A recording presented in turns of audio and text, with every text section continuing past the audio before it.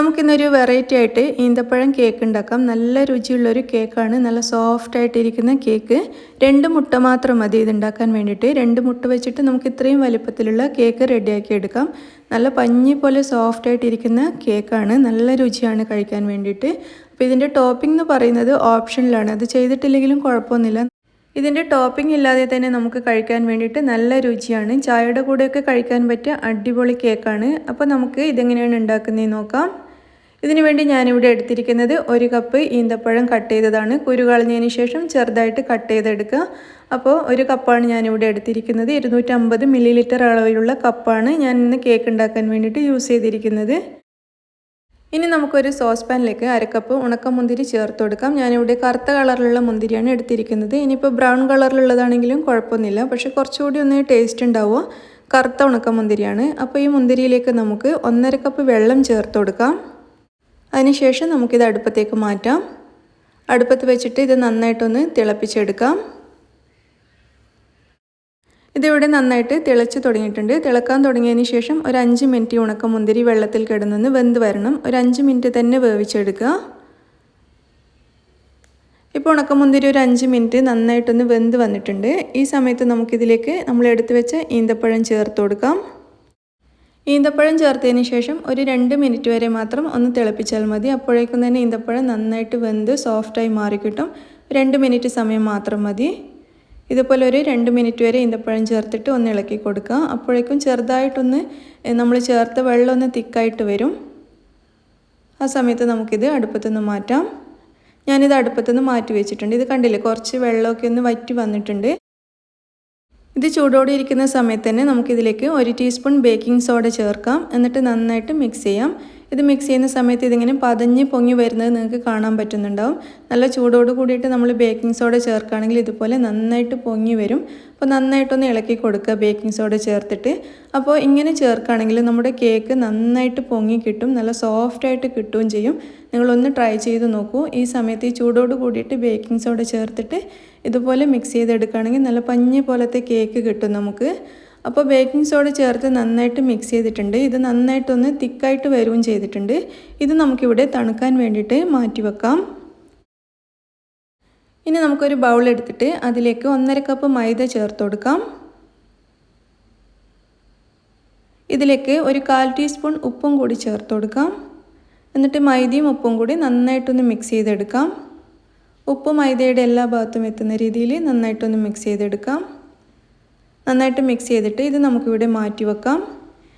വേറൊരു ബൗളിൽ ഞാൻ 2 മുട്ട എടുത്തിട്ടുണ്ട്. ഈ മുട്ടയിലേക്ക് നമുക്ക് 1/4 കപ്പ് പഞ്ചസാര ചേർക്കണം. മുട്ട ബീറ്റ് ചെയ്യുന്ന സമയത്ത് ചേർത്ത് കൊടുത്താൽ മതി. 1/4 കപ്പ് പഞ്ചസാര. പിന്നെ 1/2 കപ്പ് സൺഫ്ലവർ ഓയിലാണ് ഞാൻ എടുത്തിരിക്കുന്നത്. സൺഫ്ലവർ ഓയിലിന് പകരം നിങ്ങൾക്ക് ബട്ടറും യൂസ് ചെയ്യാം. പിന്നെ നമുക്കിതിലേക്ക് വേണ്ടത് 1 ടീസ്പൂൺ വാനില എസൻസ് ആണ്. അതും മുട്ട ബീറ്റ് ചെയ്തതിന് ശേഷം നമുക്ക് ചേർത്ത് കൊടുക്കാം. അപ്പോൾ നമുക്ക് മുട്ട ബീറ്റ് ചെയ്യാൻ വേണ്ടിയിട്ട് സ്റ്റാർട്ട് ചെയ്യാം. മുട്ട ബീറ്റ് ചെയ്യുന്നതിൻ്റെ ഇടയിൽ നമ്മൾ എടുത്തു വെച്ച പഞ്ചസാര കുറച്ചായിട്ട് ഇതിലേക്ക് ചേർത്ത് കൊടുക്കുക. അങ്ങനെയാകുമ്പോൾ മുട്ട പെട്ടെന്ന് നന്നായിട്ട് പതഞ്ഞ് കിട്ടും. പിന്നെ പൊടിച്ച പഞ്ചസാര ചേർക്കണ്ട. ഇതേപോലെ സാധാരണ പഞ്ചസാര ചേർത്ത് കൊടുക്കുക. കുറച്ചായിട്ട് ഒരു 4-5 പ്രാവശ്യമായിട്ട് നമുക്കിത് മുട്ടയിലേക്ക് ചേർക്കാം.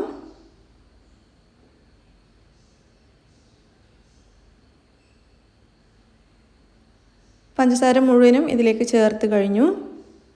മുട്ട നന്നായിട്ട് പൊങ്ങി വന്നിട്ടുണ്ട്. നന്നായി പതഞ്ഞ് കിട്ടിയിട്ടുണ്ട്. ഇനി നമുക്ക് ഈ സമയത്ത് ഇതിലേക്ക് 1 ടീസ്പൂൺ വാനില എസൻസ് ചേർത്ത് കൊടുക്കാം.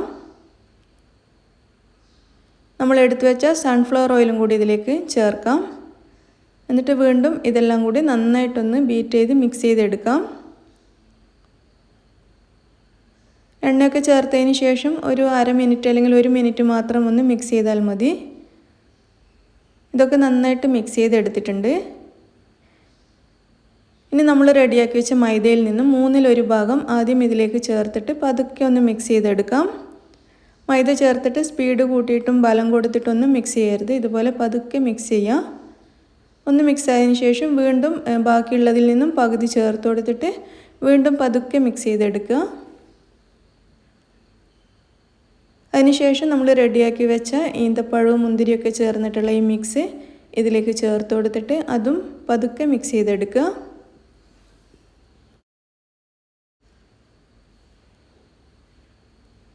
ഇത് ചെറുതായിട്ടൊന്ന് മിക്സായി വന്നിട്ടുണ്ട്. ഇനി ബാക്കിയുള്ള മൈദ മുഴുവനും ഇതിലേക്ക് ചേർത്ത് കൊടുക്കാം. എന്നിട്ട് അതും കൂടി മിക്സ് ചെയ്തെടുക്കാം.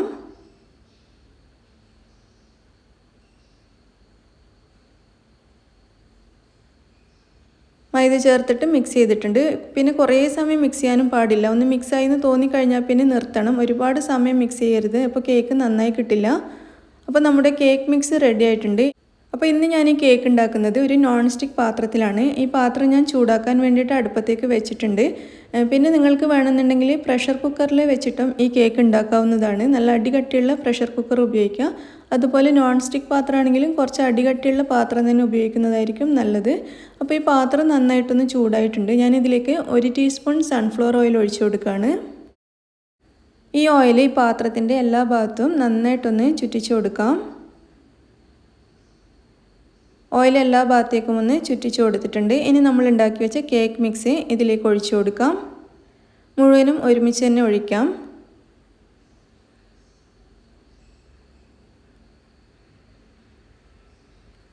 കേക്ക് മിക്സ് മുഴുവനും പാത്രത്തിലേക്ക് ഒഴിച്ചിട്ടുണ്ട്.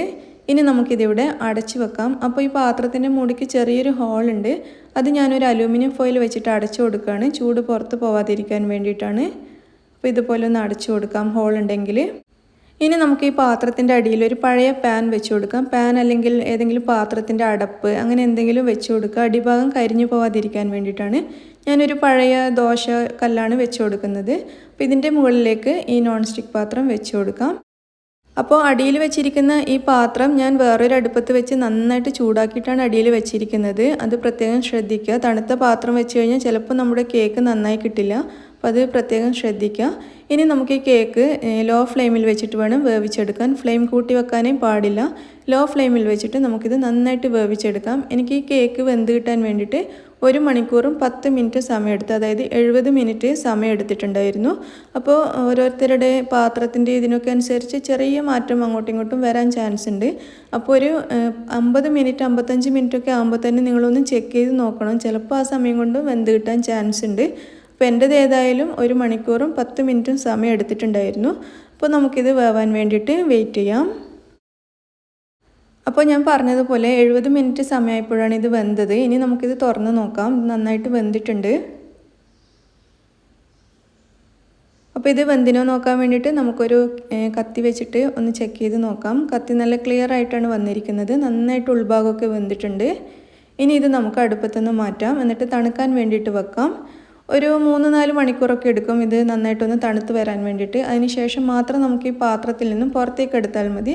പിന്നെ ഇത് അടച്ചു വെക്കണ്ട. അപ്പോൾ പ്രാണിയോ മറ്റോ വീഴുന്നുള്ള പേടിയുണ്ടെങ്കിൽ ഓവൻ്റെ ഉള്ളിലോ മറ്റോ എടുത്ത് വെക്കുക.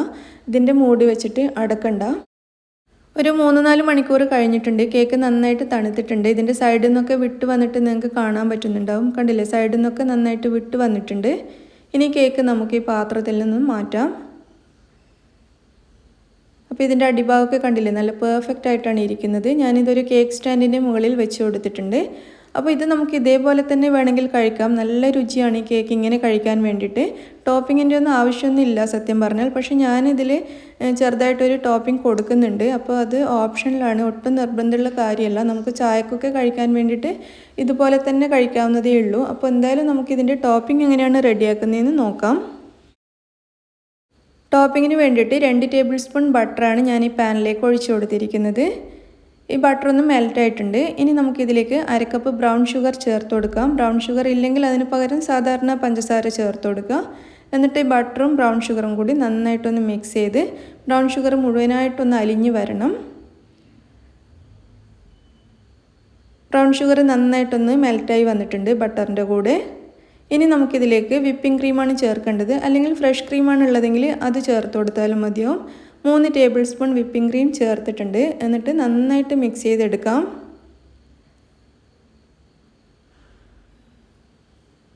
വിപ്പിംഗ് ക്രീം ചേർത്ത് നന്നായിട്ട് മിക്സ് ചെയ്തിട്ടുണ്ട്. ഇനി നന്നായിട്ട് ഇതൊന്ന് തിളച്ച് വരണം. നന്നായിട്ട് തിളച്ച് വരുന്ന സമയത്ത് നമുക്കിതിലേക്ക് 1/2 കപ്പ് വാൾനട്ട് കട്ട് ചെയ്തത് ചേർത്ത് കൊടുക്കാം. വാൾനട്ട് അല്ലെങ്കിൽ നിങ്ങൾക്ക് ഇഷ്ടമുള്ള നമ്മുടെ സാധാ നിലക്കടലയോ ആൽമണ്ടോ അല്ലെങ്കിൽ കാഷ്യൂ നട്ടോ നിങ്ങൾക്ക് ഇഷ്ടമുള്ള നട്ട്സ് ചേർത്ത് കൊടുക്കുക. എന്നിട്ട് നന്നായിട്ട് മിക്സ് ചെയ്യുക. ഇത് നന്നായിട്ട് തിക്കായിട്ട് വരണം. നമ്മൾ കേക്കിൻ്റെ മുകളിൽ ഒഴിച്ചു കഴിഞ്ഞാൽ പുറത്തേക്കൊന്നും ഒഴുകി പോവരുത്. അപ്പോൾ അത്രയും നല്ല കട്ടിയിലാവുന്നത് വരെ ഇതിങ്ങനെ മിക്സ് ചെയ്തുകൊണ്ടേ ഇരിക്കുക. ഇതിപ്പോൾ കണ്ടില്ലേ, നല്ല തിക്കായി മാറിയിട്ടുണ്ട്. കേക്കിൻ്റെ മുകളിൽ ഒഴിച്ചു കഴിഞ്ഞാൽ അവിടെ അങ്ങ് നിന്നോളും. നല്ല തിക്കായിട്ട് മാറിയിരിക്കുകയാണ്. ഇനി ഞാനിത് അടുപ്പത്തുനിന്ന് മാറ്റുകയാണ്. ഈ ഒരു പാകത്തിലാണ് എടുക്കേണ്ടത്.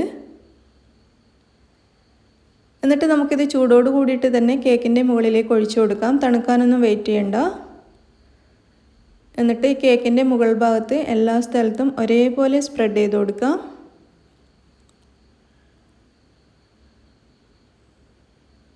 ഒരേപോലെ ഒന്ന് സ്പ്രെഡ് ചെയ്ത് കൊടുത്തതിന് ശേഷം നമുക്ക് ഒരു 10-15 മിനിറ്റ് ഇതൊന്ന് തണുക്കാൻ വേണ്ടി വെയിറ്റ് ചെയ്യാം. അപ്പോൾ നമ്മുടെ കേക്ക് ഇവിടെ തണുത്ത് റെഡി ആയിട്ടുണ്ട്. ഇനി നമുക്കിത് കട്ട് ചെയ്തെടുക്കാം. കണ്ടില്ലേ, നല്ല സോഫ്റ്റായിട്ട് നമ്മൾ കത്തി വെക്കുമ്പോൾ നമുക്ക് മനസ്സിലാവും കേക്ക് എങ്ങനെയാണ് ഇരിക്കുന്നതെന്ന്. കട്ട് ചെയ്യുന്നത് കാണുമ്പോൾ നമുക്ക് മനസ്സിലാവും. നല്ല സോഫ്റ്റായിട്ട് പഞ്ഞി പോലെയാണ് ഇത് ഇരിക്കുന്നത്. അപ്പോൾ കണ്ടില്ലേ, കാണാൻ തന്നെ നല്ല ഭംഗിയാണ്. കഴിക്കാൻ അതിനേക്കാളും രുചിയാണ്. നിങ്ങളെല്ലാവരും ട്രൈ ചെയ്ത് നോക്കുക. നല്ല സോഫ്റ്റ് ആയിട്ടുള്ള നല്ല ടേസ്റ്റി ആയിട്ടുള്ള ഈന്തപ്പഴം കേക്കാണ്. നിങ്ങൾക്ക് എല്ലാവർക്കും ഇഷ്ടമാവും തീർച്ചയാണ്. അപ്പോൾ നിങ്ങളെല്ലാവരും ഇതൊന്ന് കണ്ടിട്ട് ഉണ്ടാക്കി നോക്കിയിട്ട് അഭിപ്രായം അറിയിക്കുക. ഞാൻ നേരത്തെ പറഞ്ഞതുപോലെ ടോപ്പിംഗ് ചെയ്യാൻ ഇഷ്ടമില്ലെങ്കിൽ അതങ്ങ് ഒഴിവാക്കാം.